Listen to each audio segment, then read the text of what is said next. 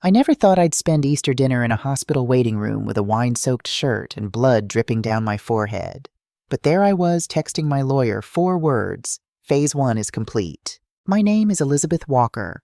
I'm 63 years old and have been retired from my accounting practice for 3 years now. My husband James passed away 5 years ago from cancer, and since then I've been living alone in our 3-bedroom house in Boston. It's a modest place we bought back in 1992 for $170,000. Today, it's worth nearly $2 million. The neighborhood changed. Young families everywhere. Tech workers. The kind of people who put Tesla chargers in their driveways. My son Daniel is 32, works in pharmaceutical sales, and does well for himself. He's married to a woman named Brittany. They have 2 children, Emma and Lucas, 8 and 6. They live out in the suburbs about an hour away, depending on traffic. A nice house, but nothing special. I see my grandchildren maybe once a month, sometimes less. Easter Sunday started normally enough. Daniel called me Tuesday to confirm I was hosting dinner. I always host the holidays. It's tradition. James would have wanted it that way. I spent Saturday preparing leg of lamb roasted vegetables, James's famous hot cross buns from his recipe. I even got chocolate eggs for the kids. The house smelled like rosemary and garlic. It reminded me of better times when James would stand behind me in the kitchen, arms wrapped around my waist, commenting on my cooking technique, even though he knew I'd mastered these recipes decades ago. The windows were open, letting in the spring breeze, carrying away some of the emptiness that fills the house when it's just me. I checked my phone while the lamb was resting. Another notification from my bank. Someone had attempted to access my retirement account again. My $1.2 million nest egg that James and I had built over 40 years of careful saving. This was the 3rd attempt in 2 months. I didn't call Daniel. Instead, I saved the notification just as Susan Thompson had instructed. She's the estate lawyer who'd handled James's will. Smart woman. Used to work in elder law before switching to estates. I met her 3 months ago at a cafe 20 minutes from my house after the first access attempt. I chose somewhere Daniel would never go. We'd sat in a corner booth away from windows. The coffee was terrible, but the privacy was worth it.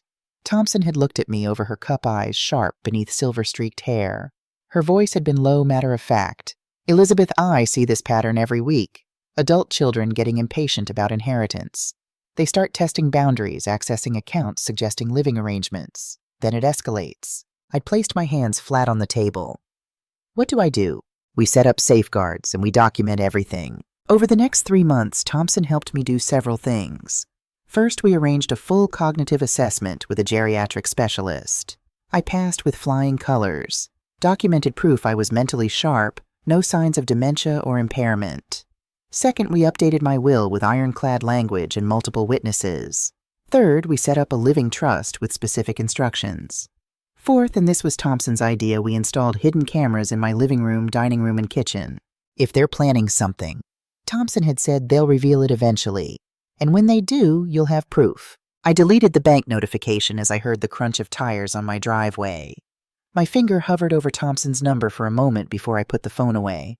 I sent her a quick text instead. Everything's fine. We'll report any irregularities. Daniel's Tesla pulled into my driveway at 3 in the afternoon, and I watched from the kitchen window as they unloaded. Brittany was carrying a bottle of wine. Expensive looking. She only brings expensive things when she wants something. I'd learned that the hard way. Mom. Daniel came in first, giving me a quick hug. Stiff, performative. House looks great. Thanks, son. Kids come give Grandma a hug. Emma and Lucas ran over. At least the children were still genuine. They showed me their Easter baskets, told me about the egg hunt at their school. Normal grandparent stuff. It felt good to wrap my arms around their small bodies, to smell the shampoo in their hair, to feel their heartbeats against mine. Brittany kissed my cheek. Too much perfume as always. Something French and overpriced, like everything about her. Elizabeth, thank you so much for having us. This wine is from Napa Valley. Supposed to be exceptional. You didn't have to bring anything. Oh, I insist. She set it on the counter with a little smile, the kind that doesn't reach the eyes. I've been watching that smile for 8 years now. It's never gotten warmer. We settled in the living room. I'd set up the good china in the dining room, but Daniel wanted to chat first. That should have been my first warning. Daniel never wants to chat. He's always checking his phone, talking about quarterly numbers, complaining about his manager. Today, he was focused present, looking at Brittany every few seconds, like they were tag-teaming a sales pitch. So, Mom, Daniel started, Brittany and I have been talking about your situation. I smiled, kept my voice level. My situation? Living here alone, this big house, it's a lot for one person to maintain. I manage just fine. House is paid off. Maintenance isn't bad. But you're getting older, Brittany added. She was perched on the edge of the armchair, leaning forward. We worry about you. Falls, medical emergencies. What if something happens and no one's here? I glanced at the bookshelf where one of the cameras was hidden. I have my phone. Neighbors check in. Daniel exchanged another glance with Brittany. Here it comes, I thought. We have a proposal, Daniel said. Brittany's parents just retired last month. Sold their place in Chicago. They're looking for somewhere in Boston, but the market is insane right now. Congratulations to them. They're good people, Mom. Really active, healthy. Brittany's mom was a nurse. Her dad taught high school shop class for 30 years. I nodded, waited. Brittany jumped in. We were thinking you have those 2 extra bedrooms just sitting empty. What if my parents moved in? They could help around the house, keep you company. And honestly, it would be cheaper for everyone. They'd pay you rent, of course. You want your in-laws to move into my house? It's perfect. Brittany's voice went up an octave. You wouldn't be alone anymore. My mom could help with cooking, cleaning. My dad's handy. He could fix things, and we'd all be closer together as a family. I looked at Daniel. And what do you think about this? I think it makes sense, Mom. Practical. You'd have built-in help. They'd have an affordable place in a great neighborhood. Win-win. The lamb timer went off in the kitchen, saved by the bell. Let me check on dinner, I said. I stood up, walked into the kitchen, and closed my eyes for 5 seconds. Breathe. Stay calm. This was exactly what Thompson said would happen. I checked the lamb. Perfect. Golden brown thermometer reading exact. I carved it at the counter, plated everything, and called them to the table. I watched Daniel and Brittany as we ate. The way they exchanged glances. The way Brittany kept complimenting the house. These original hardwood floors must be worth a fortune now. The light in this dining room is just perfect. This neighborhood has become so exclusive.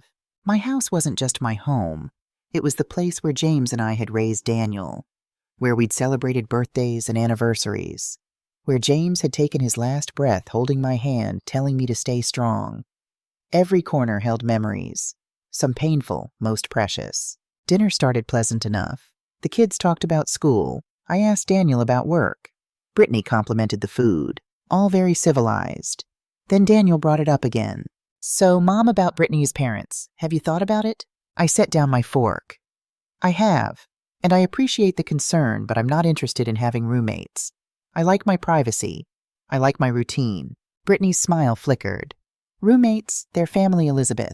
They're your family. I've met them twice. But you have all this space. Her voice was getting sharper. 2 empty bedrooms, your own bathroom. What are you even using them for?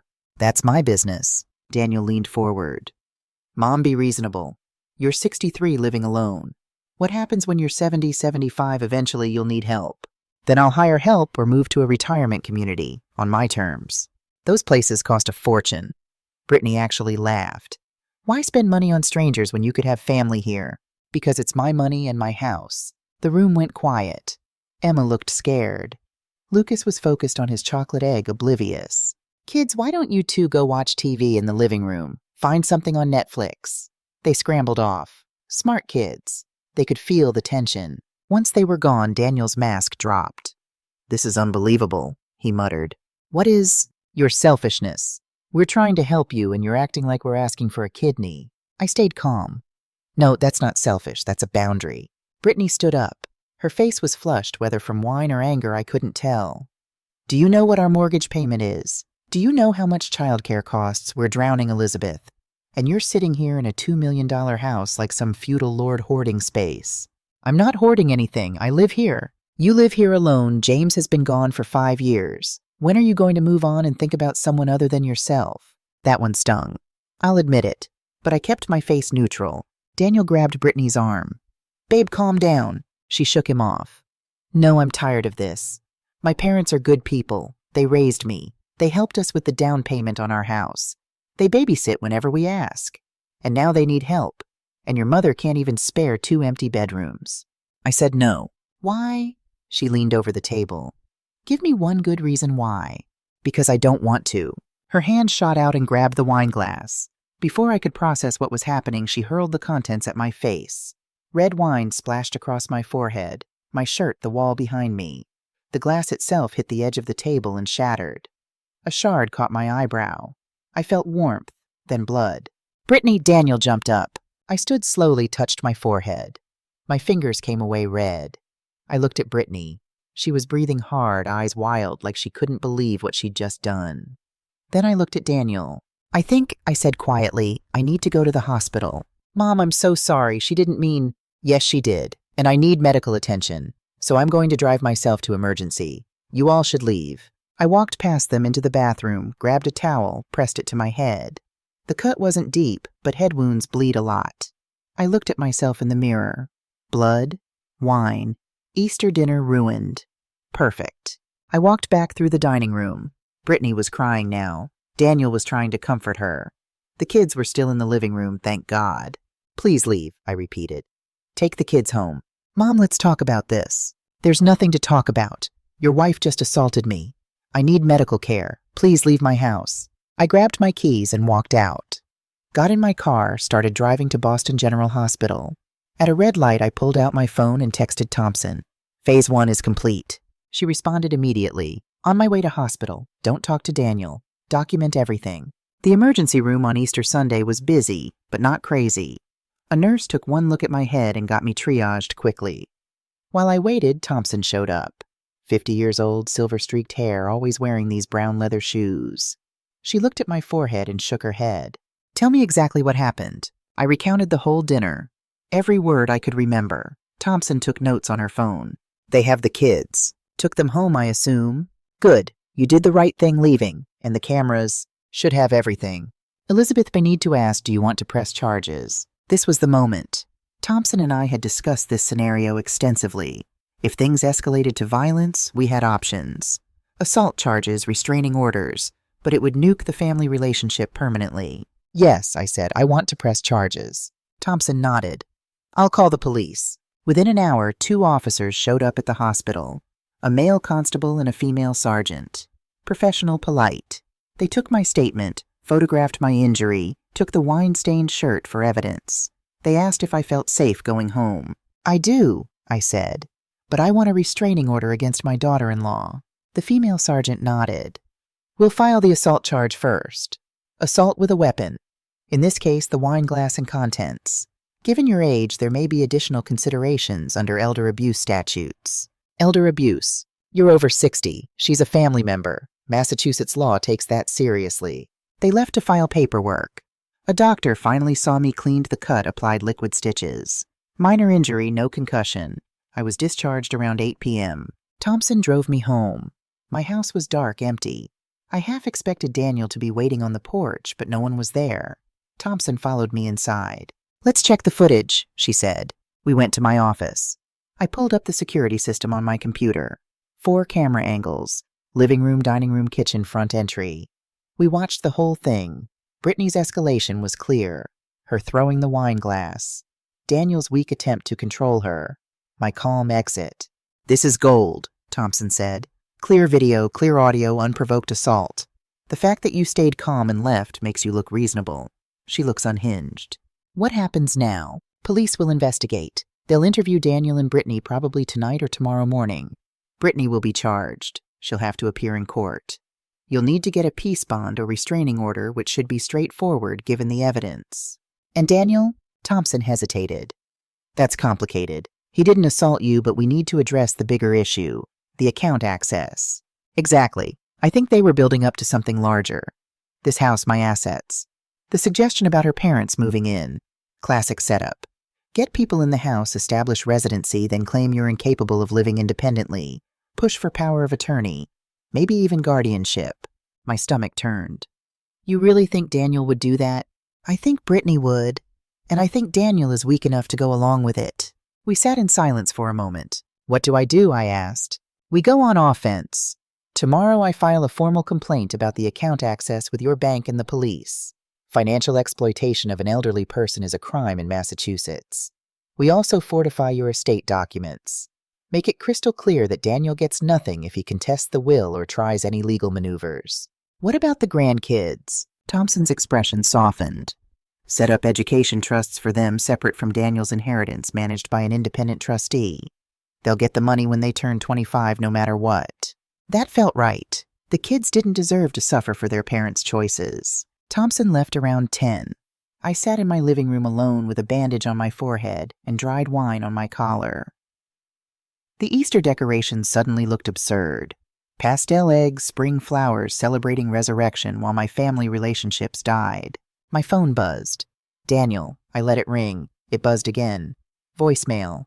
Then a text. Mom, please call me. Brittany feels terrible. We need to talk. I turned off my phone. The next day, Monday, the police called. Brittany had been formally charged with assault. She was released on conditions no contact with me, surrender of passport, promised to appear in court. Daniel called Thompson's office 16 times. Thompson didn't answer.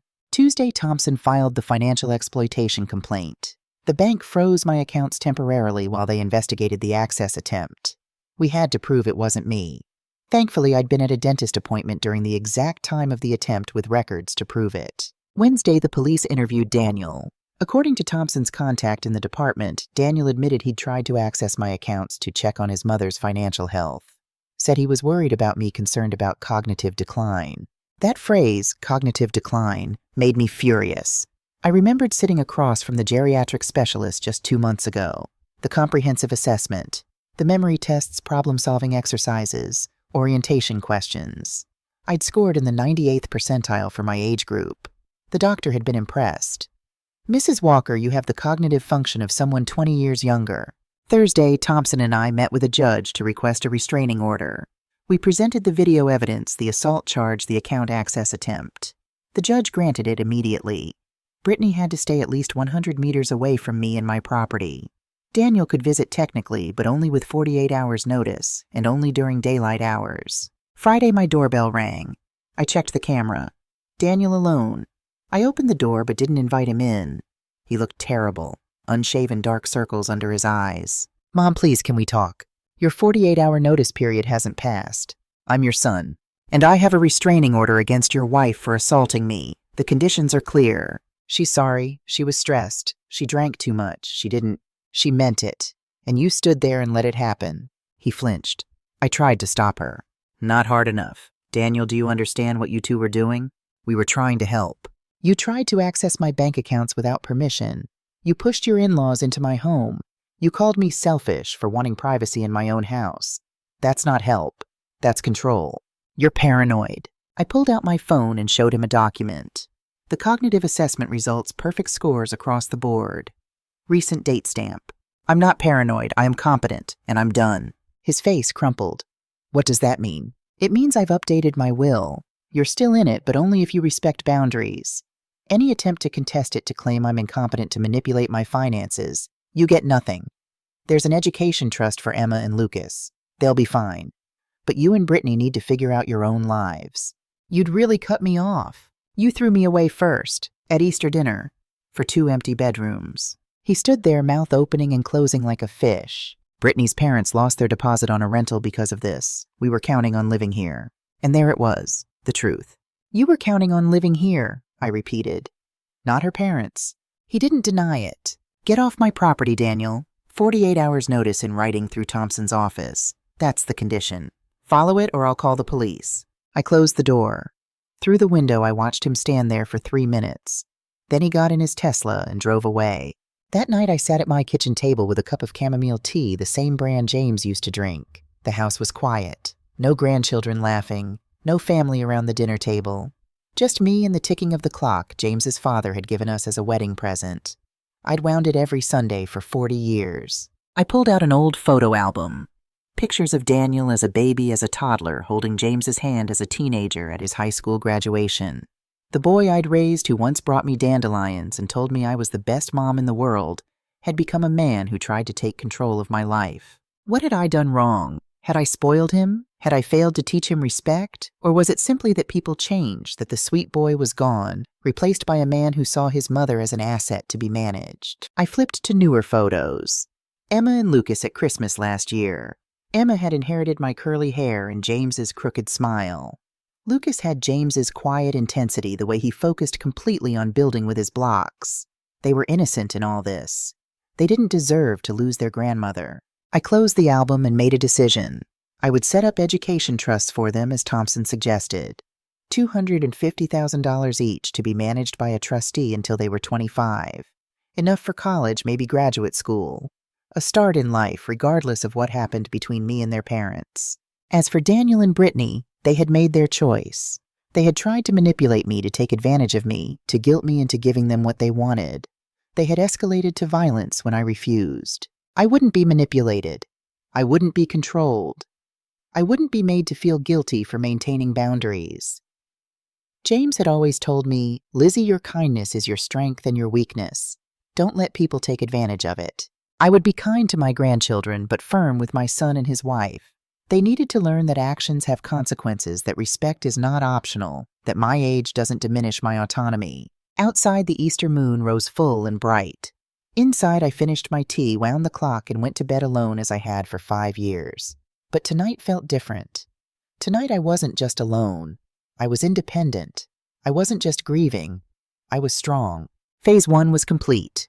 Phase 2 would begin tomorrow. I slept better than I had in months. The morning after Easter, the world had the audacity to be beautiful. Sunlight streamed through my kitchen windows, illuminating the dried wine stains on my dining room wall. I traced my fingers over the bandage on my forehead, feeling the slight sting beneath. Evidence of betrayal, physical manifestations of broken trust. Thompson called at 8:15 a.m. sharp.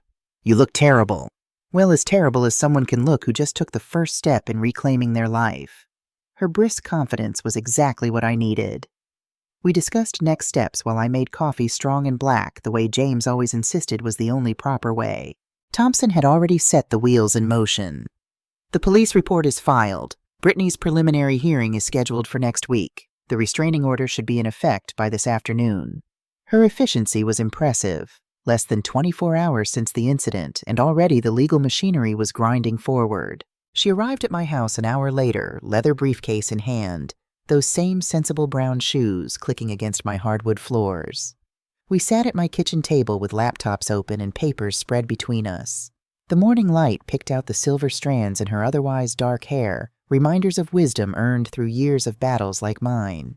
We need to address the financial intrusion first, Thompson said, fingers flying over her keyboard. I've drafted a formal complaint to both the bank and the police. Financial exploitation of seniors is taken seriously in Massachusetts. She turned her laptop toward me. The document was comprehensive, detailing the 3 separate attempts to access my retirement accounts, all traced back to Daniel's IP address. My hand hovered over the screen. This would make it real, criminally real. Will Daniel be charged? Thompson's eyes softened momentarily. Possibly. First-time offenses like this often result in a warning if no money was actually taken. But it establishes a pattern, Elizabeth. That's what we need. I signed the complaint, my signature feeling both foreign and familiar on such a document. Elizabeth Marie Walker, the same signature I'd used on Daniel's school permission slips on James's medical forms during his final months on the mortgage for this house 30 years ago. Now it authorized legal action against my own son. Thompson left for the courthouse with my signed documents promising updates throughout the day. I wandered through my silent house, passing the empty bedrooms that had caused so much strife. The blue room once Daniel's still held remnants of his childhood, a science fair ribbon in the closet height, marks on the doorframe, a scratch on the windowsill from when he'd snuck out at 16. The yellow room had been our guest room, though we rarely had overnight visitors. James had painted it himself, insisting that a home should be prepared for family we hadn't met yet. Family we hadn't met yet. Like Brittany's parents supposedly needing a place to stay. I opened the closet in the yellow room, finding the box where I kept mementos of Daniel's childhood. Crayon drawings of our family handmade Mother's Day cards, his high school graduation tassel. Evidence of a relationship I thought was built on love and respect, not calculation and resentment. The doorbell rang at noon, startling me from my reflections. Through the security camera feed on my phone, I saw a uniformed police officer. My heart raced as I opened the door. Mrs. Walker, I'm Officer Rivera. I'm here to deliver the temporary restraining order and explain the terms. She was young, probably in her early 30s, with a kind face that contrasted with her official demeanor. She handed me a stack of papers, carefully explaining each section. Brittany could not come within 100 meters of me or my property. No contact via phone, email, social media, or through third parties except legal representatives.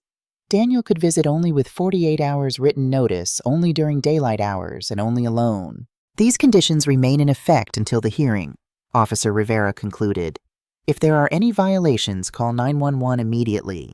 Don't engage, don't respond, just call us. After she left, I placed the restraining order on my refrigerator with a magnet shaped like the Eiffel Tower, a souvenir from the trip James and I had taken for our 35th anniversary. Paris in autumn, our last vacation before his diagnosis.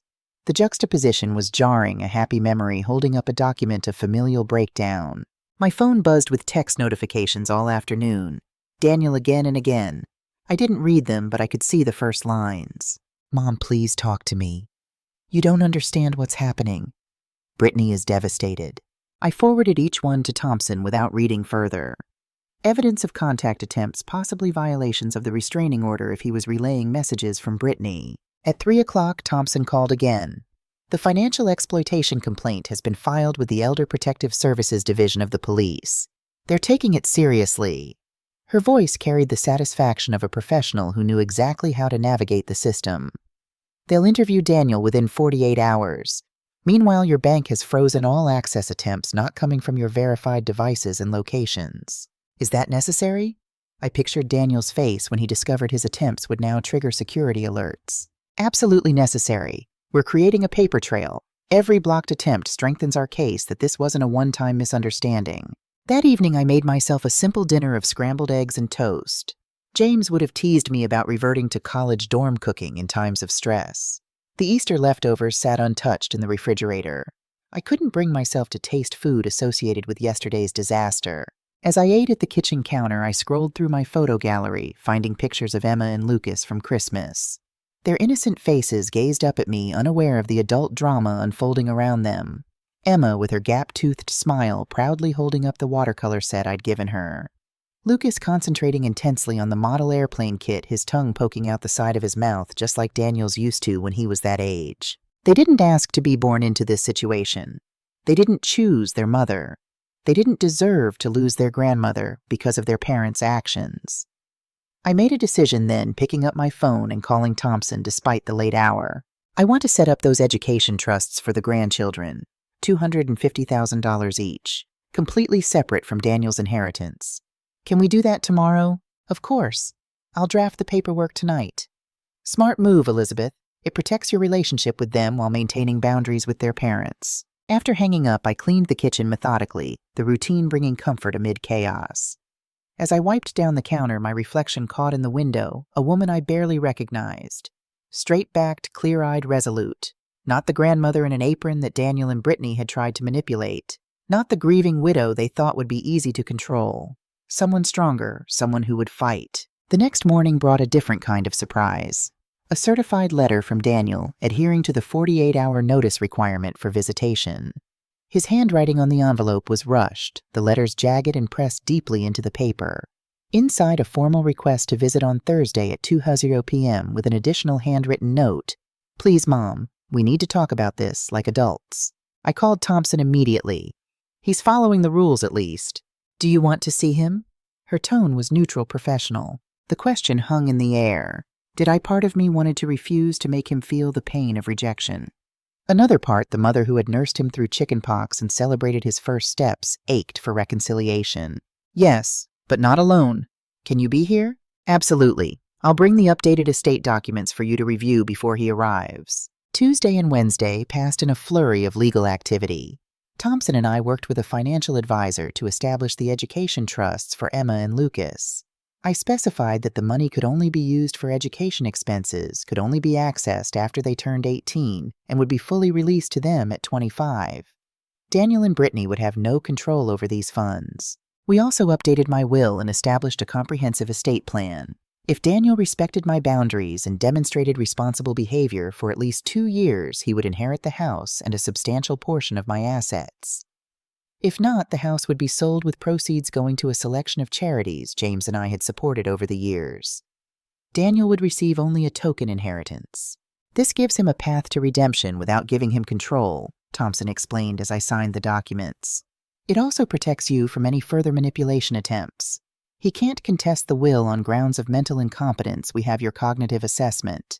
He can't claim undue influence because we have multiple witnesses to your wishes. And he can't drain your accounts because we've locked down access. The doorbell rang precisely at 2:30 p.m. on Thursday. Thompson was already with me, seated at the dining room table with copies of all relevant documents neatly arranged. Through the security camera, I saw Daniel standing on my porch. He'd made an effort with his appearance, clean-shaven, hair combed, wearing a button-down shirt instead of his usual casual attire. He looked like he was interviewing for a job. I opened the door but blocked the entrance. "You can come in, but Ms. Thompson is here as my legal representative." Daniel's face fell, but he nodded. "That's fine, Mom." I led him to the dining room, noticing how his eyes darted around the house, as if seeing it differently now, assessing its value perhaps, or looking for signs of decline he could use against me. We sat at the table, Thompson to my right, Daniel across from us. The wine stain on the wall had been cleaned, but a faint shadow remained. "Thank you for seeing me." Daniel's hands fidgeted with his car keys. "I wanted to apologize in person for what happened at Easter. Brittany was out of line. She's been under a lot of stress lately with her job and the kids and her parents' retirement situation. Not that that's an excuse." Thompson placed a hand on my arm, a silent reminder to let him talk without interruption. "We never meant to upset you," Daniel continued. "We genuinely thought having Brittany's parents here would be helpful for everyone. They're good people, Mom. They're not strangers." I took a deep breath. "Is that why you tried to access my financial accounts 3 separate times to help me?" The color drained from his face. "How did you—" "The bank notified me. Every attempt. They traced the IP address back to your home network. Would you like to explain that?" Daniel's shoulders slumped. "I was worried about you, Mom. Since Dad died, you've been different, more isolated. I wanted to make sure you were managing your finances properly. So instead of asking me, you attempted to hack into my accounts. I wouldn't call it hacking. I was just trying to check, without my permission, without my knowledge. That's the legal definition of unauthorized access, Daniel. It's considered financial exploitation of an elderly person under Massachusetts law." His head snapped up. "Elderly, Mom, you're 63. Over 60 is the legal threshold for elder exploitation charges. I filed a formal complaint with the police and the bank. They'll be contacting you." The panic in his eyes confirmed what I'd suspected. He hadn't expected consequences. He thought I would forgive and forget, as I always had. "Mom, this is crazy. I'm your son. I was trying to help. By moving into my house. That was the plan, wasn't it? Not Brittany's parents. You and Brittany wanted to move in here." His silence was answer enough. "Why didn't you just ask why the elaborate lie?" Daniel stared at his hands. "Because you would have said no. So you decided to manipulate me instead." "We're struggling, Mom. My job is on thin ice. Pharmaceutical sales has been brutal since COVID. We're underwater on the mortgage. Brittany's parents couldn't help anymore. They've been supporting us for years. We thought if we moved in here, we could sell our house, get out from under the debt. Maybe even convince you to add us to the deed eventually.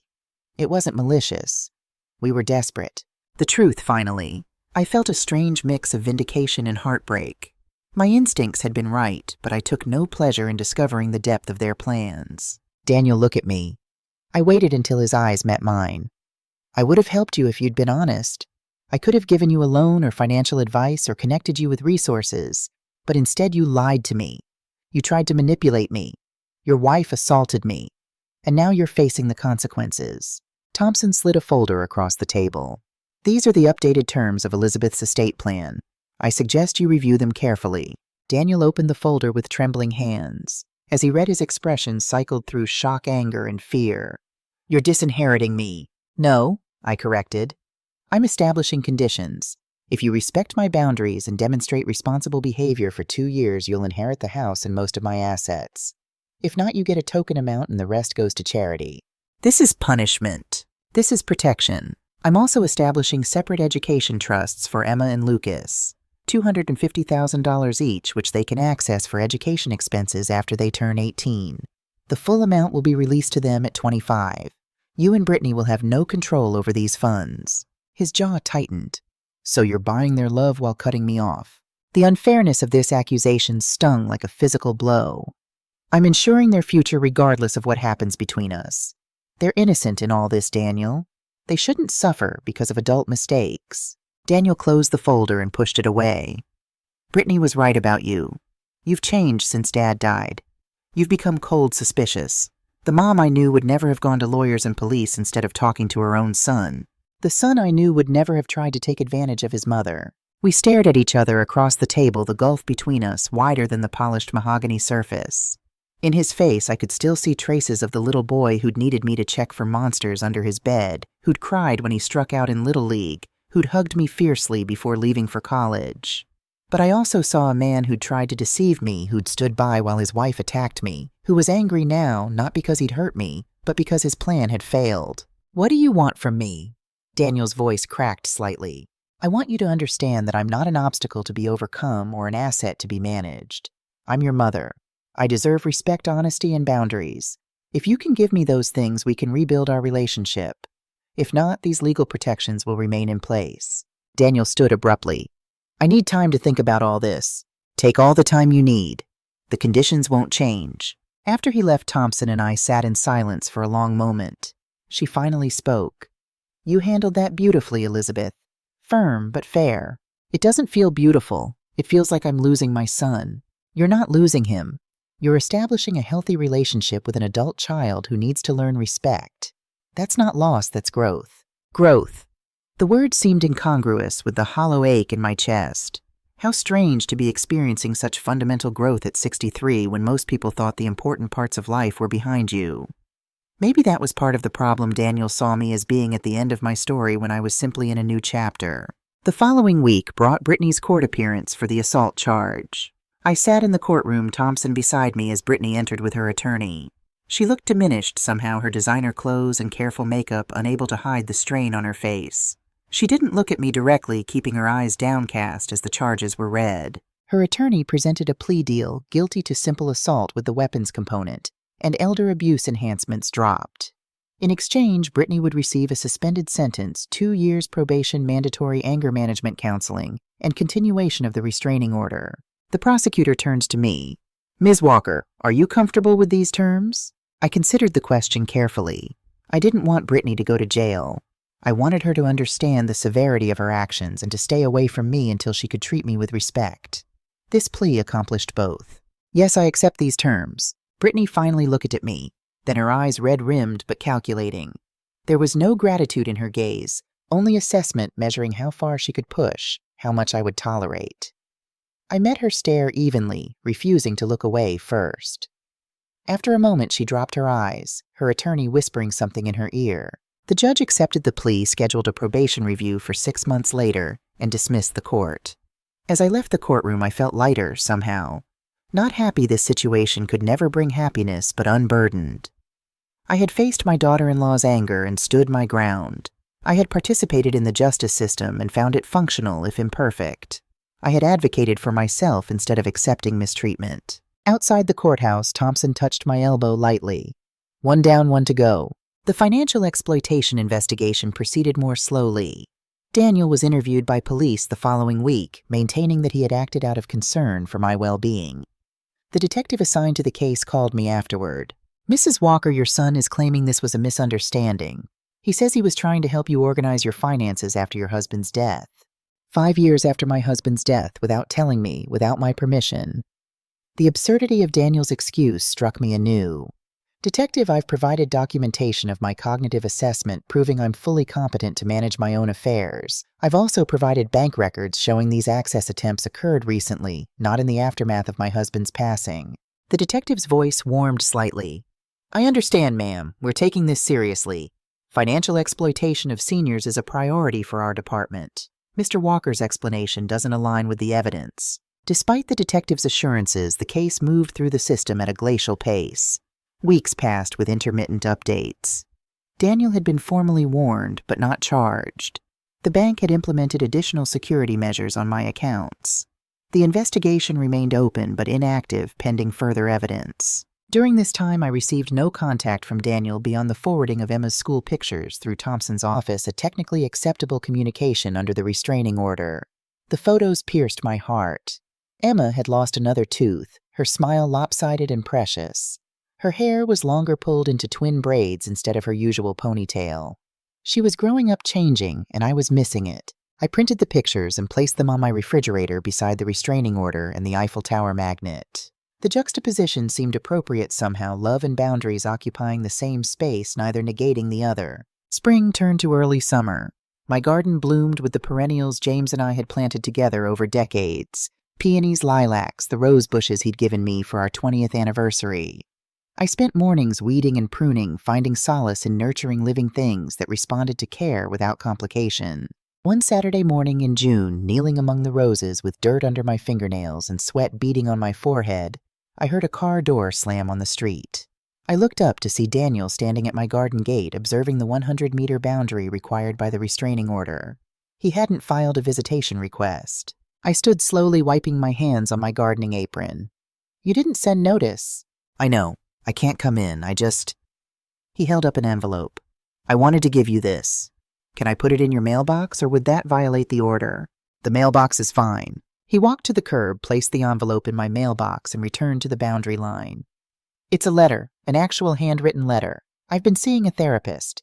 He suggested I write down everything I needed to say to you without interruptions or defenses." I said nothing, waiting. "You don't have to read it or respond.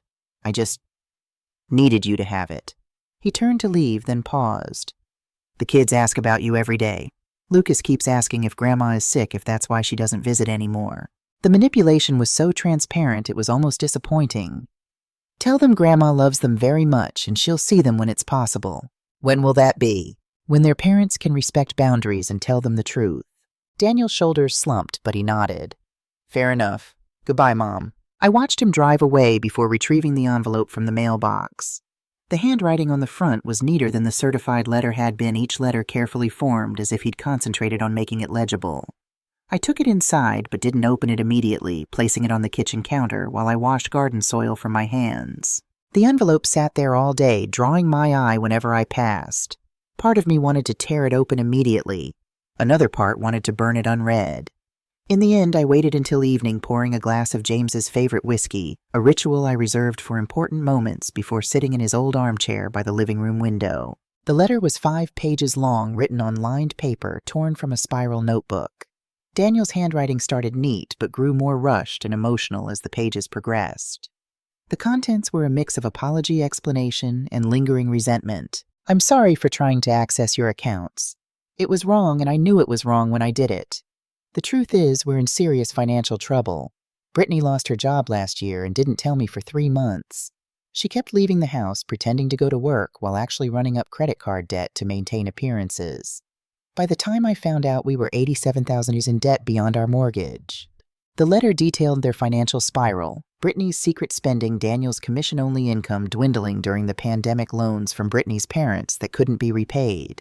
They'd been one missed mortgage payment away from foreclosure when they'd come up with the plan to move into my house. I want to be clear, Brittany's parents were never going to move in. That was a lie.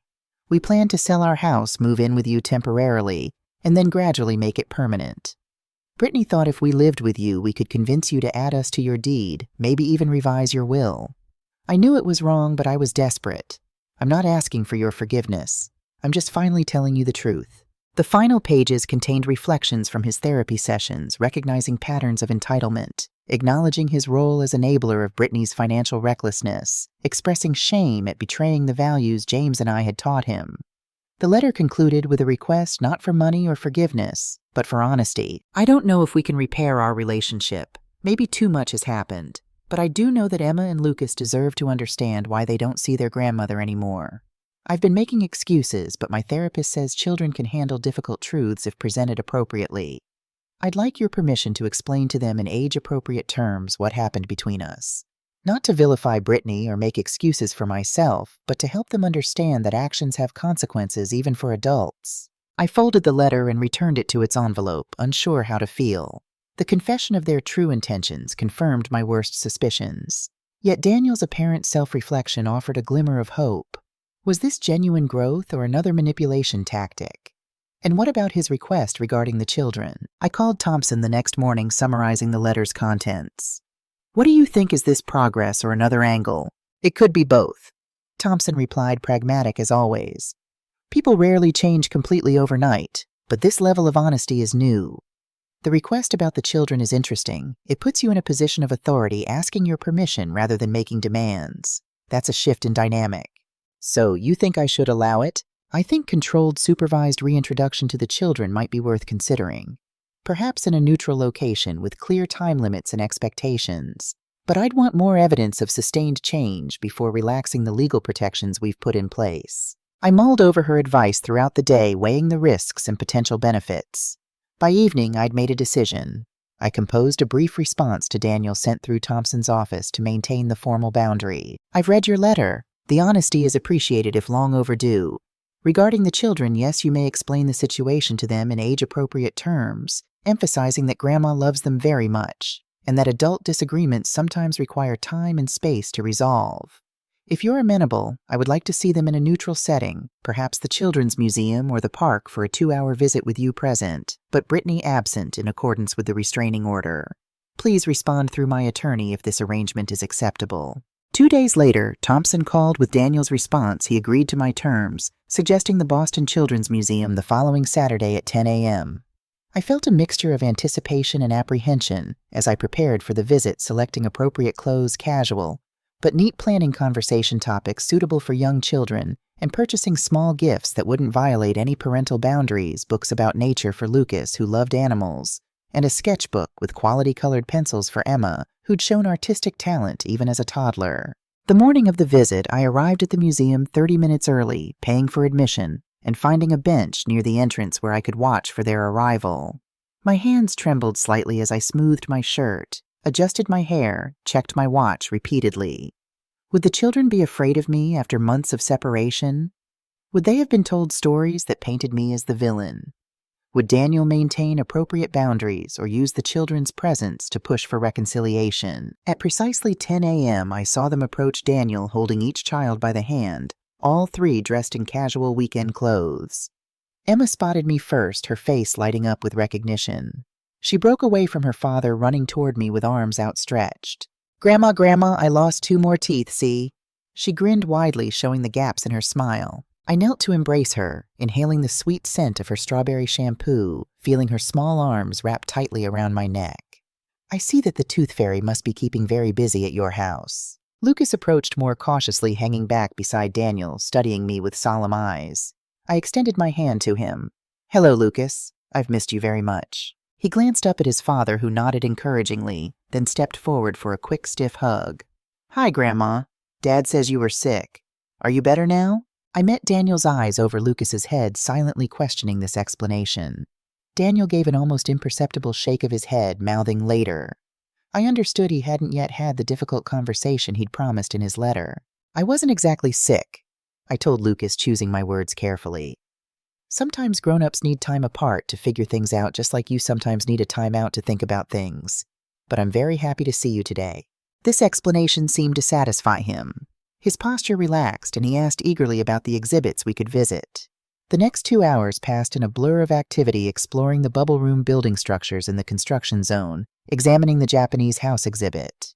The children chattered constantly, catching me up on school friends, new interest barely pausing for breath between stories. Daniel maintained a respectful distance throughout, present but not intrusive, stepping in only when necessary to manage behavior or provide context for the children's stories. During a moment when Emma and Lucas were absorbed in an interactive display, he spoke quietly. Thank you for this. They've missed you terribly. I've missed them too. I kept my eyes on the children, afraid that looking directly at Daniel might break the fragile peace of the moment. I haven't told them everything yet. I wanted this visit to go well first, but I will this week. What will you tell them? The truth.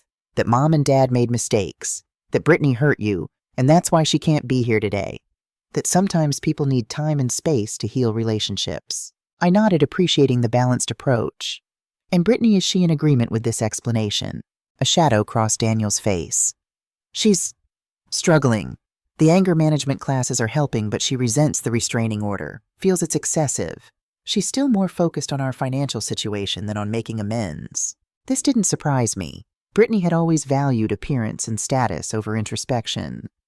And how are your finances? We sold the house, downsized to an apartment in Somerville. It's not what Brittany wanted, but it's what we can afford. I'm interviewing for a more stable position with a healthcare software company next week. Less potential for high commissions, but steady salary and benefits. These were concrete steps toward responsible adulthood, not just empty promises. I felt a cautious optimism stir within me. That sounds sensible. Our conversation was interrupted by Emma tugging at my hand, eager to show me her creation in the art studio. As I followed her, I glanced back at Daniel, seeing him not as the manipulative son who had tried to take advantage of me, nor as the innocent boy of my memories, but as a flawed man trying to find his way back to integrity. The path forward wouldn't be simple or straight, but for the first time in months, I could envision one existing. The museum visit ended precisely at noon as agreed. I hugged each child goodbye, promising another visit soon if their father arranged it. Emma clung to me a moment longer than necessary, whispering, "I made you something at school. Dad says I can mail it to you. I would love that, sweetheart. Very much." As they walked away, Lucas turned back repeatedly to wave his earlier reserve, completely dissolved. Daniel placed a hand on his son's shoulder, guiding him gently but not rushing his goodbye. In that small gesture, I saw a glimmer of the father I'd hoped Daniel would become: patient, attentive, respectful of his child's emotions. I drove home with mixed feelings swirling through me. The joy of reconnecting with my grandchildren. The tentative hope inspired by Daniel's apparent efforts toward change. The lingering wariness born from months of legal battles and revealed deceptions.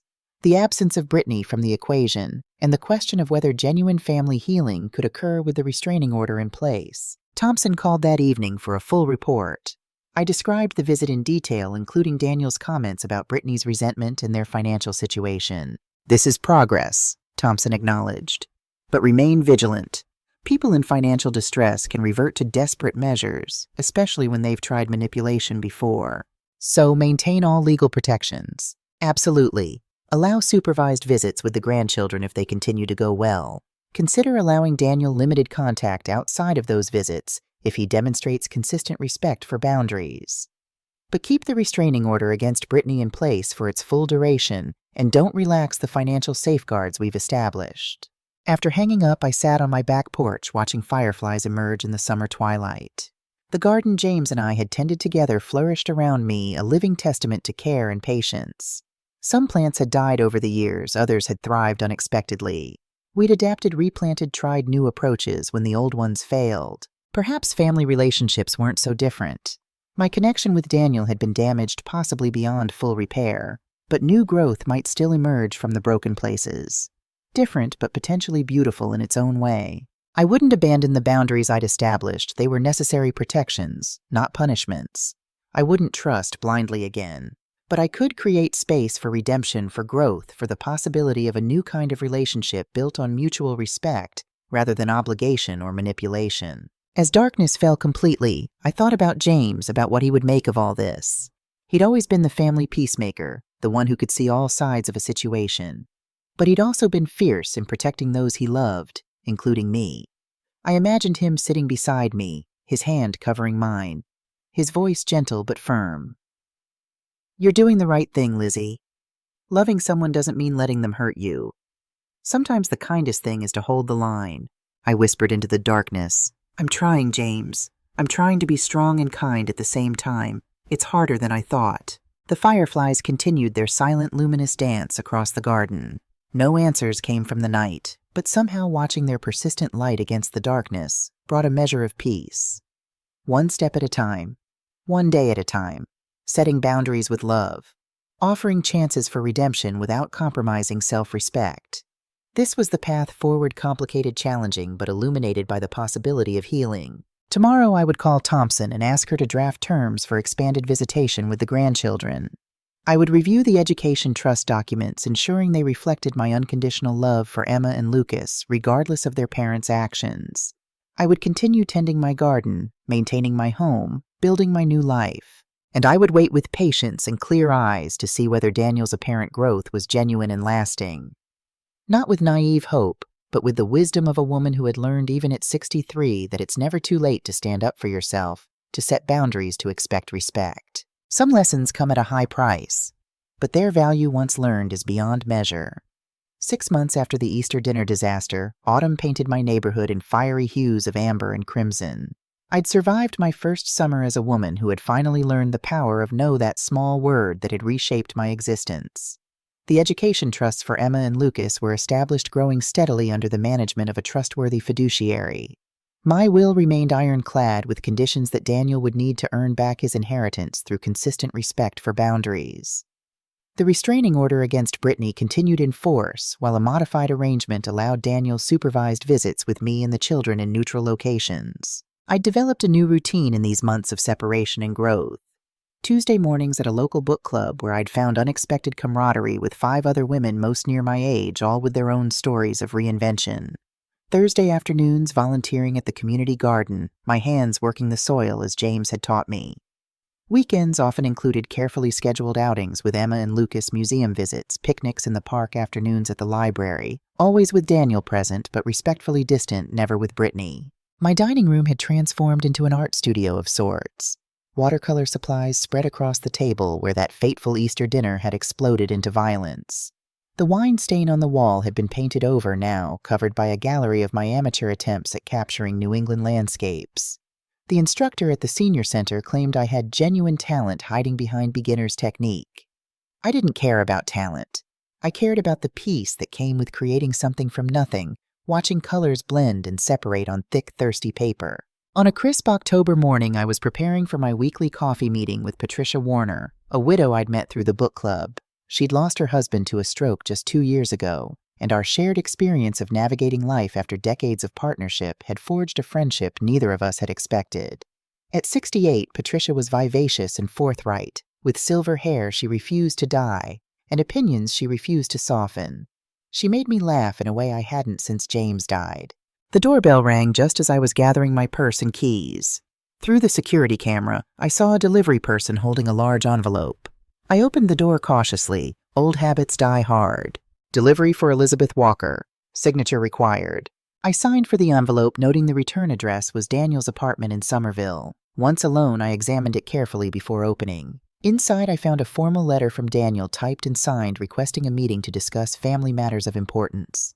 Enclosed was a smaller envelope addressed to Grandma in Emma's careful handwriting. Emma's envelope contained a handmade card decorated with watercolor flowers, clearly inspired by my new hobby. Inside in purple marker, "Dear Grandma, please come to my school play. I am the Moon Fairy, and I have 3 lines. Love, Emma." She'd included a printed flyer for her elementary school's production of The Enchanted Forest, scheduled for the following Friday evening. My heart contracted. School performances were precisely the type of family event that mattered in a child's memory. Grandparents in the audience, flowers afterward, photos to commemorate the achievement. I wanted to be there, but Brittany would certainly attend as well. The restraining order complicated matters. I called Thompson immediately. "Emma's invited me to her school play, but Brittany will be there. What are my options?" Thompson's practical nature never failed me. "We have 2 paths: request a temporary modification to the restraining order for this specific event, or ask Daniel to record the performance for you to watch together afterward. What feels right to you?" I considered both options. Watching a recording would be safer, cleaner. But I remembered my own childhood performances, scanning the audience for familiar faces, the disappointment when someone important was missing. Let's try for the modification. Emma deserves to have her grandmother there. I'll file the motion today. The judge who issued the original order is reasonable. With Daniel's support, we have a good chance of success. I texted Daniel through our approved channel, a family coordination app recommended by Thompson that documented all communications, received Emma's invitation, would like to attend. Thompson will file for temporary restraining order modification. Your support would help. His response came within minutes. Already spoke to Thompson. Will provide written statement supporting modification. Brittany has agreed to maintain distance during event. We both want you there for Emma. This was unexpected. Brittany agreeing to anything that acknowledged my place in the children's lives represented a significant shift. I wondered what had prompted this change, whether it was genuine evolution or pragmatic acceptance. The court approved the modification. 3 days later, I could attend Emma's school performance, provided that Brittany and I maintained a minimum distance of 15 feet with no direct interaction. Daniel would serve as buffer if necessary. The modification applied only to the school property during the hours of 6:09 p.m. on the specified date. I shopped carefully for the occasion, selecting a teal blouse that Emma had once complimented comfortable slacks and a lightweight scarf in autumn colors. I purchased a small bouquet of daisies, Emma's favorite flowers, and a card congratulating her on her performance. The elementary school auditorium buzzed with excited energy when I arrived 30 minutes before showtime. I'd deliberately come early to select a seat that would comply with the restraining order requirements, while still allowing Emma to see me in the audience. Daniel had texted that they would arrive 15 minutes before curtain. True to his word, Daniel appeared with Lucas in tow at precisely that time. Brittany followed several steps behind, scanning the auditorium until she spotted me. Our eyes met briefly across the room. She gave a curt nod acknowledgement without warmth before deliberately selecting seats on the opposite side of the auditorium. Daniel guided Lucas to sit with his mother, then approached me. "Emma's backstage getting into costume. She's thrilled you're coming." The genuine smile on his face contained none of the calculation I'd grown wary of detecting. "She's been practicing her lines non-stop, even recites them in her sleep, according to Lucas. Thank you for making this possible." I gestured vaguely toward Brittany. "All of you." Daniel's expression turned serious. "We're trying, Mom. Really trying. Brittany's completed the anger management program. She's been consistent with therapy. We're in couples counseling, too." "That's good to hear." I measured my response carefully, unwilling to offer false encouragement, but recognizing the effort these steps represented. "She has something for you, after the play. A letter. She worked on it with her therapist." He held up a hand as I started to respond. "No pressure to read it or respond. Just consider it, please." The auditorium lights dimmed before I could answer, saving me from committing to anything.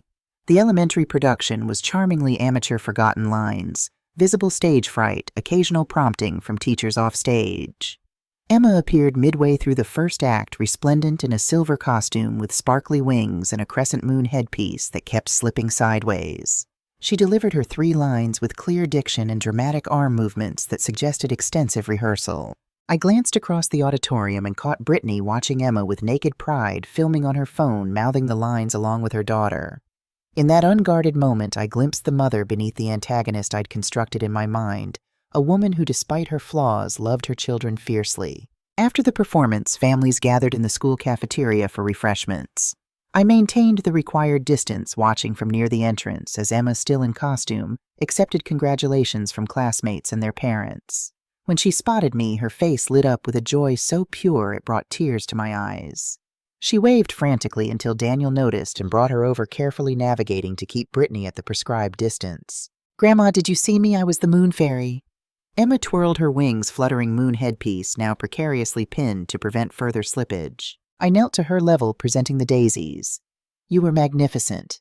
The best moon fairy I've ever seen." She threw her arms around my neck, the familiar scent of her strawberry shampoo mingling with the glitter that seemed to cover every inch of her costume. "I was scared I'd forget my lines, but then I saw you in the audience and remembered everything. I'm so proud of you, sweetheart. Mom took a video. She says we can watch it together on Saturday at the park." Emma's innocent mention of these family coordination efforts revealed more of the behind-the-scenes work than perhaps the adults had intended to disclose. Daniel placed a hand gently on Emma's shoulder. "Honey, why don't you show Lucas where the cookies are, Grandma, and I need to talk for a minute." As the children moved away, Daniel handed me an envelope. "From Brittany. Like I said, no pressure." I tucked it into my purse without comment. "You've been arranging family viewings of these videos." He nodded. "Every Saturday after our park outings. The kids wanted you to see what you missed during the week. Ballet practices, soccer games. Lucas lost a tooth during a science experiment at school quite dramatically with food coloring everywhere. The teacher filmed it. The revelation of these careful documentations, these attempts to include me in moments I couldn't physically attend, touched something deep within me. That's very thoughtful. It was Brittany's idea, actually, after her therapy program ended." Daniel glanced across the room to where Brittany stood, watching us, maintaining her distance but clearly aware of our conversation. "She's trying, Mom." "We both are." I left the school event with mixed emotions, joy at witnessing Emma's performance, confusion about Brittany's apparent change of heart, uncertainty about the path forward. The envelope from Brittany remained in my purse unopened as I drove home. In my kitchen, I placed Emma's flowers in a vase on the counter, propped her program against it, and finally retrieved Brittany's envelope. For several minutes, I simply held it, weighing the potential consequences of engaging with my daughter-in-law's perspective after months of legal separation. Curiosity eventually overcame caution. The letter inside was handwritten on simple notebook paper, the penmanship neat, but showing signs of pressure in the deeper indentations of certain words. "Elizabeth, my therapist suggested I write this letter as part of my recovery process. She thinks unresolved anger is like carrying a burning coal. It hurts the person holding it most. I've been holding that coal for a long time. I need to acknowledge what happened at Easter dinner. I assaulted you. I threw wine at you, caused physical injury, and endangered our family relationship. There is no excuse for physical violence regardless of emotional state or circumstances. I am deeply ashamed of my actions and their consequences for everyone, especially Emma and Lucas. The truth is, I was desperate. We were 3 months behind on our mortgage. My parents had already remortgaged their retirement home to help us and couldn't give more. Daniel's commissions had dried up. I was terrified of losing everything: our home, our status, our security. Your house represented salvation in my mind. I convinced myself you owed us this help, that your refusal was selfishness rather than your right to boundaries. The anger management program forced me to confront my entitlement, my habit of blaming others for problems I helped create. The restraining order forced me to experience real consequences for my behavior, perhaps for the first time in my adult life. I don't expect forgiveness or reconciliation. I'm writing because I need to take responsibility for my actions, regardless of outcome. I also want you to know that I support Daniel's efforts to rebuild his relationship with you and the children's right to their grandmother's presence in their lives. If the court eventually lifts the restraining order, I commit to respecting your boundaries, your home, and your relationship with Daniel and the children. If you prefer to maintain legal separation between us, I will respect that decision as well. Brittany. I read the letter 3 times, searching for hidden manipulations or subtle blame shifting. The language seemed straightforward, the acceptance of responsibility clear. The absence of excuses was particularly noteworthy. No mentions of stress or wine consumption as mitigating factors, just acknowledgement of actions and their consequences. I placed the letter on my kitchen counter, unsure how to process this development. People could change. I'd changed dramatically myself in the past 6 months, finding strength in boundaries I'd never fully exercised before. But was Brittany's transformation genuine, or a practical adaptation to circumstances she couldn't control? Sleep eluded me that night as I weighed various possibilities. By morning, I'd reached no definitive conclusion, but had decided on a practical next step. I called Thompson for legal advice on potentially modifying the restraining order to allow for family events under specific conditions. Proceeding with caution is wise, Thompson advised after hearing about the letter and school event. The restraining order expires in another 6 months. Rather than seeking early termination, we could request modifications that allow for progressive testing of boundaries in controlled environments, such as family therapy sessions with a court-approved counselor, scheduled family events with clear parameters, eventually perhaps holiday gatherings with specific conditions, limited duration, neutral location, professional support if needed. We developed a graduated plan that would allow for increased family interaction while maintaining necessary protections. I then composed a brief response to Brittany's letter, sending it through the approved channels. Brittany, I've received and read your letter. I appreciate the accountability it demonstrates. While I'm not ready for direct interaction, I'm willing to consider modified arrangements that would allow for family events important to Emma and Lucas. Thompson will communicate with your attorney regarding potential adjustments to the current order. Elizabeth. The following weeks brought careful incremental changes. A family therapy session with a court-appointed counselor specializing in family reconciliation.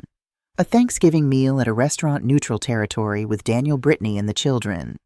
Each interaction remained formal, sometimes awkward, but progressively less tense.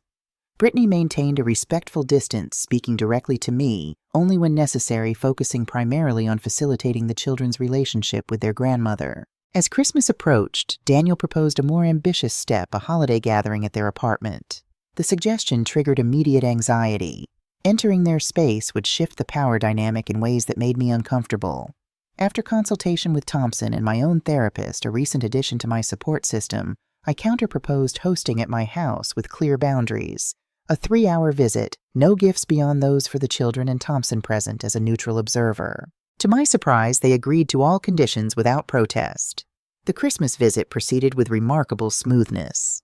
Brittany brought a dish she'd prepared, but otherwise touched nothing in my kitchen, a small but significant acknowledgement of my space. Daniel maintained a buffer between us, attentive to nonverbal cues suggesting discomfort. The children, blissfully unaware of adult tensions, reveled in the normalcy of having their family in one place. Near the end of the visit, as Daniel helped the children gather their new toys, Brittany approached me cautiously, maintaining a respectful distance. Thank you for today. for giving the children this memory. They deserve holiday traditions uncompromised by adult conflicts. Yes. Her gaze dropped to her hands, then lifted again with new resolve. Elizabeth, I want you to know I've accepted a job in New Hampshire, a hospital administration position starting next month. This unexpected news startled me. You're moving, not the family, just me during the week. I'll commute home on weekends. It's not ideal, but the salary is nearly double what I was making before with benefits that will help us rebuild financially. Her voice held no resentment, just practical determination. Daniel will be primary caregiver Monday through Friday. He's arranged flexible hours with his new company. The implications of this arrangement were significant. Daniel taking primary responsibility for the children, Brittany prioritizing financial stability over daily family life, both making concrete sacrifices to address the problems that had precipitated our family crisis. These weren't empty promises or manipulative gestures, but tangible life changes requiring real commitment. That's a substantial adjustment for everyone. It is, but necessary.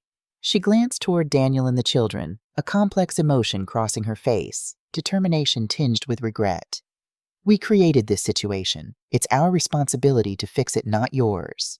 This simple acknowledgement that their problems were theirs to solve, not mine, to rescue them from, represented perhaps the most profound shift in our family dynamic.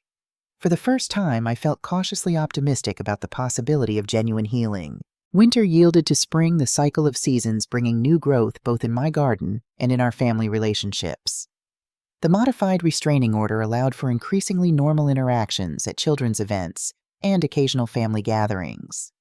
Brittany's weekly commute to New Hampshire continued. Daniel thrived in his role as weekday primary parent, and their financial situation gradually stabilized.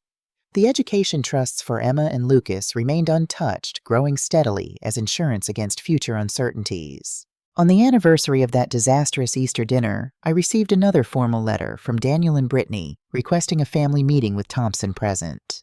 The timing seemed deliberately chosen, a recognition of how far we'd come in 12 months. The meeting took place in Thompson's office neutral ground that acknowledged the continuing need for professional boundaries.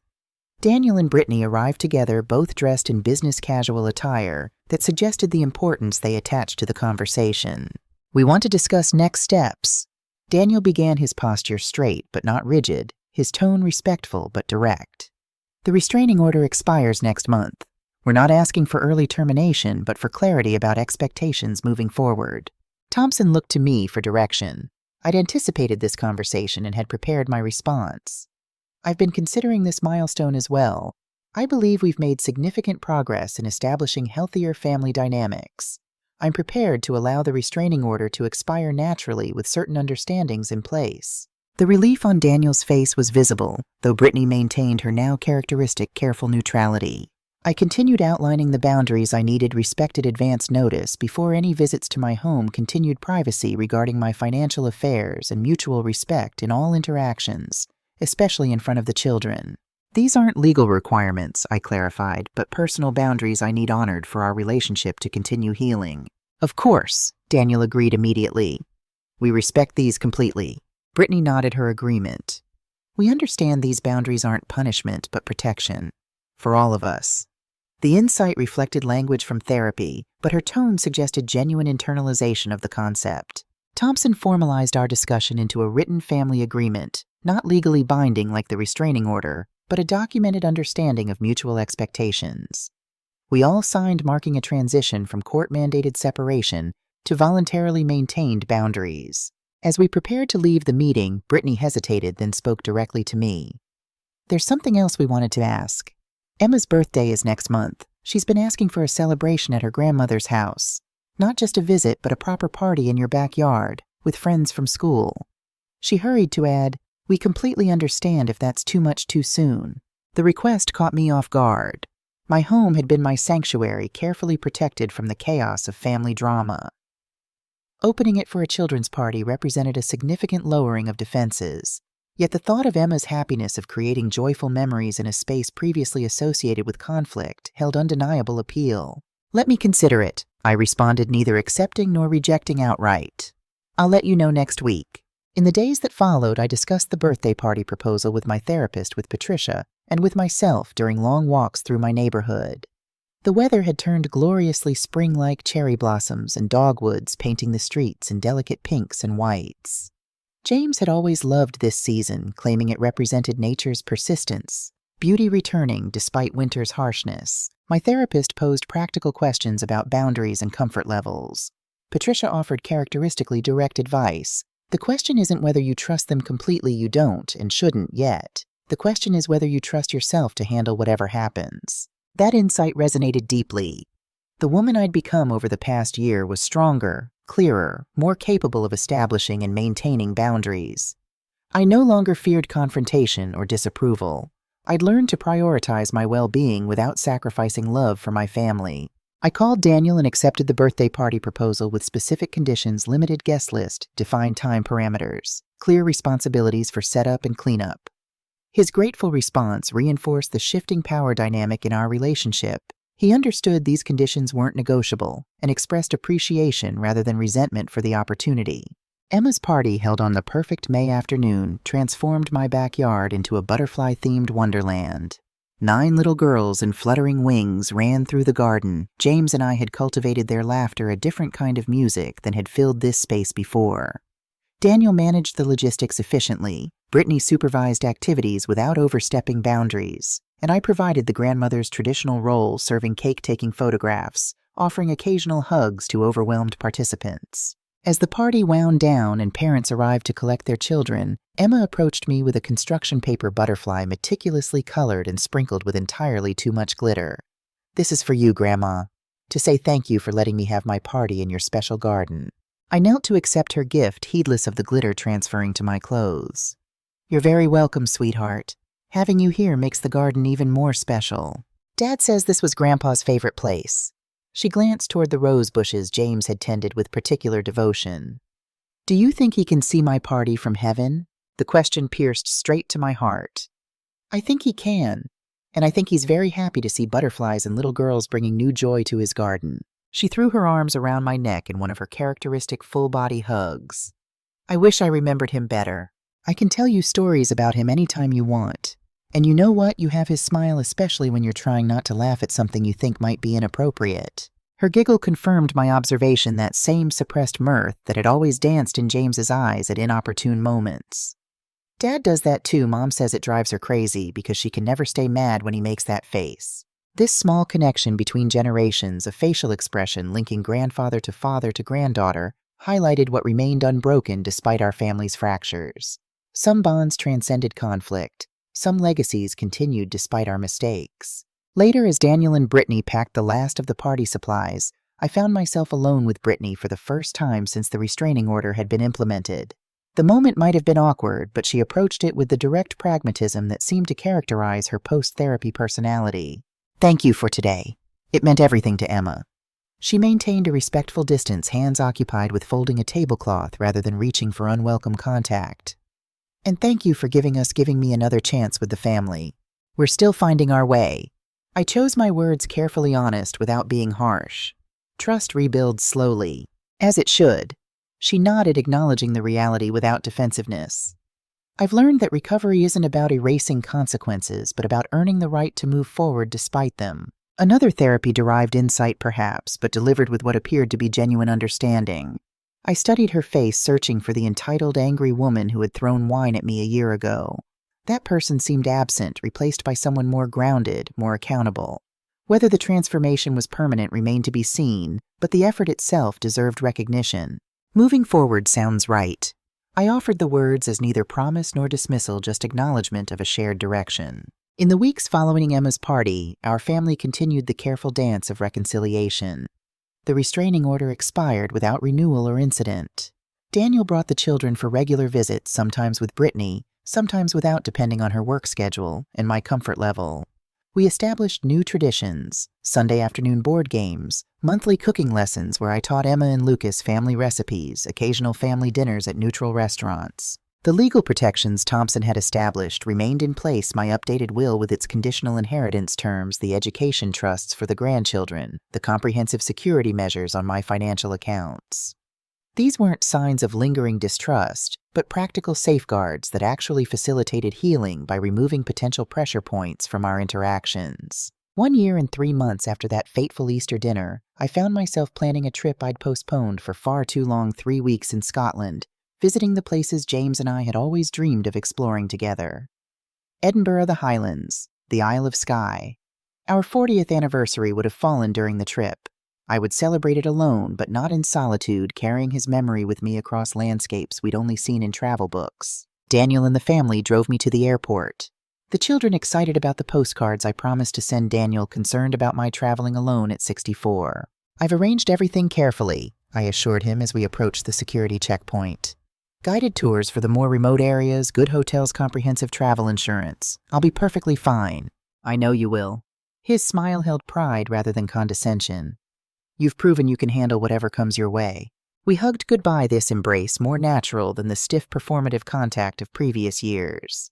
Emma and Lucas extracted promises of souvenirs, photos, and daily updates. Brittany maintained her now habitual respectful distance, offering a simple "safe travels, Elizabeth. Enjoy every moment." As I moved through security and toward my gate, I felt a profound sense of freedom, not just the anticipation of travel, but the deeper liberation of having reclaimed my life on my terms. The journey ahead represented more than a tourist itinerary. It was a declaration of independence, a celebration of resilience, a gift to myself. The woman boarding that plane bore little resemblance to the one who had hosted Easter dinner 14 months earlier. That woman had prioritized peace over boundaries, acceptance over respect. She had allowed others to define her value and dictate her choices. She had mistaken sacrifice for love. This woman, the one settling into her window seat as the plane prepared for takeoff, understood that true love required boundaries, that respect preceded reconciliation, that helping others sometimes meant refusing to rescue them. She had learned, even in her 7th decade, that it's never too late to rewrite your story. As the plane lifted into the clouds, I whispered words that had become a personal mantra during this year of transformation. Always know where your seat is, and if they don't offer you one, make your own table. The journey ahead stretched before me, both the literal trip to Scotland and the continuing path of family healing. Neither would be perfect. Both would include unexpected challenges and discoveries. But I faced them now not as someone being carried along by others' currents, but as the navigator of my own course, a woman who had learned finally and fully the power of choosing herself.